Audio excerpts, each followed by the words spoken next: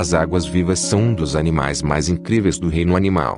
Medusozoa é um agrupamento taxonômico que inclui as medusas, mães d'água, águas-vivas ou alforrecas, formas de vida livre dos quinidários adultos, que se encontram nas classes Cipozoa, Hidrozoa e Cubozoa.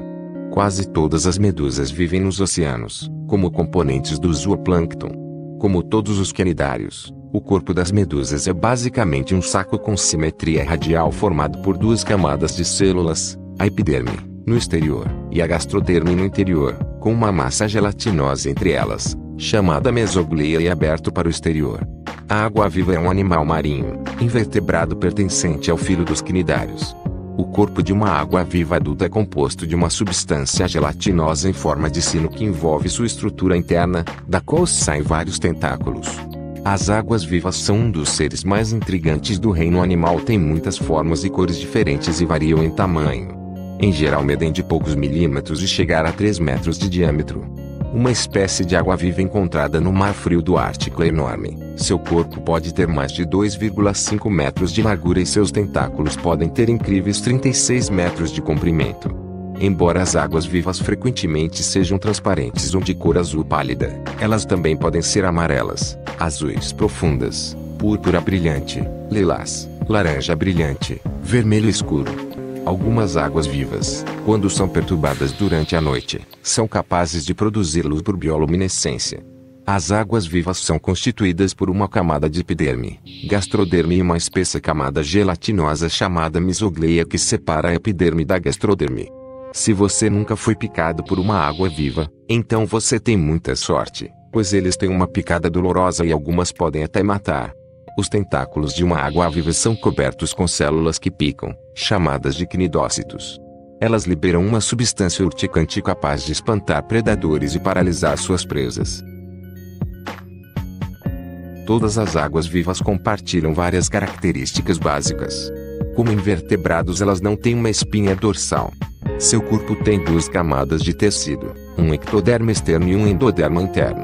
No meio dessas camadas encontra-se a mesogleia gelatinosa que fornece volume e suporte para o animal. A mesogleia não contém células e é composta principalmente de água, sendo esta a principal razão pela qual elas são transparentes e dão um aspecto gelatinoso a esse animal.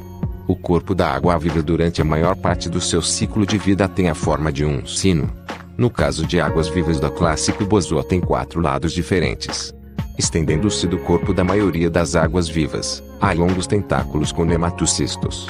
Algumas espécies carecem de tentáculos, entre os quais a grande água-viva vermelha, Tiburonia gran-rojo, foto, que usa braços longos e carnudos para alimentar suas presas.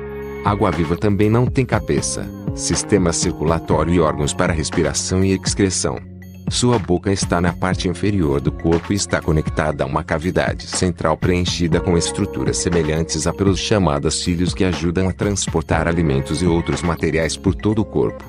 Seus músculos inferiores se contraem e expandem o corpo, como um guarda-chuva, permitindo que o animal nade. Uma rede de nervos corre sobre o pelo do corpo e coordena os músculos. Algumas águas-vivas verdadeiras, da classe dos cifozoários, têm olhos simples ao redor da borda do corpo. No caso dos cubozoários, estes olhos são mais complexos e incluem lentes, córneas e retinas. As águas-vivas são habitantes dos mares tropicais e das águas frias do Ártico, onde estão há mais de 650 milhões de anos. São animais pelágicos, isto é, vivem no mar aberto e, embora possam ser impulsionados com movimentos rítmicos de seus guarda-chuvas, movem-se basicamente à mercê das correntes marítimas. As águas-vivas sobreviveram por muito tempo em seus habitats aquáticos. Estão na Terra há milhões de anos e podem ser encontradas em todos os oceanos. Há ainda algumas águas-vivas que vivem em lagos e rios de água doce. Há algumas espécies de hidrozoários do que são encontrados apenas em água doce e águas-vivas normalmente flutuam. No entanto, ocasionalmente você as verá nadando. As águas-vivas nadam por pulsações rítmicas do guarda-chuva ou sino. O movimento é muito parecido com um guarda-chuva sendo aberto e fechado lentamente. Ele é coordenado por um sistema nervoso muito simples e por órgãos dos sentidos ao redor da borda, que são sensíveis à luz e a produtos químicos na água. As águas-vivas são nadadoras lentas, mas a velocidade e a baixa resistência à água não são importantes porque elas também podem se alimentar plâncton. É mais importante para eles que seus movimentos criem uma corrente onde a água, que contém sua comida, está sendo forçada ao alcance de seus tentáculos. A maioria das águas vivas se alimentam de pequenos peixes e zooplâncton que ficam presos em seus tentáculos. As águas vivas também comem pequenos animais, como camarões. Alguns dos animais que as águas vivas comem são microscópicos, pequenos demais para serem vistos pelo olho humano. Também comem outras águas vivas de outras espécies.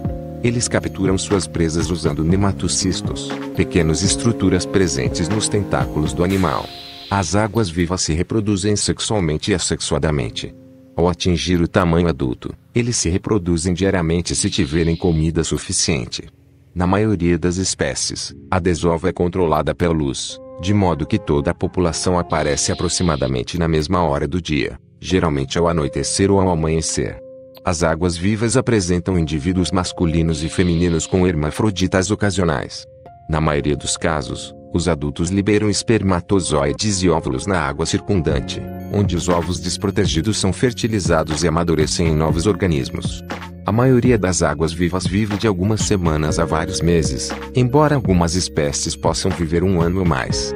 As águas vivas têm um ciclo de vida com duas formas principais do corpo. Uma forma de natação livre chamada de medusa e uma forma não nadadora chamada pólipo.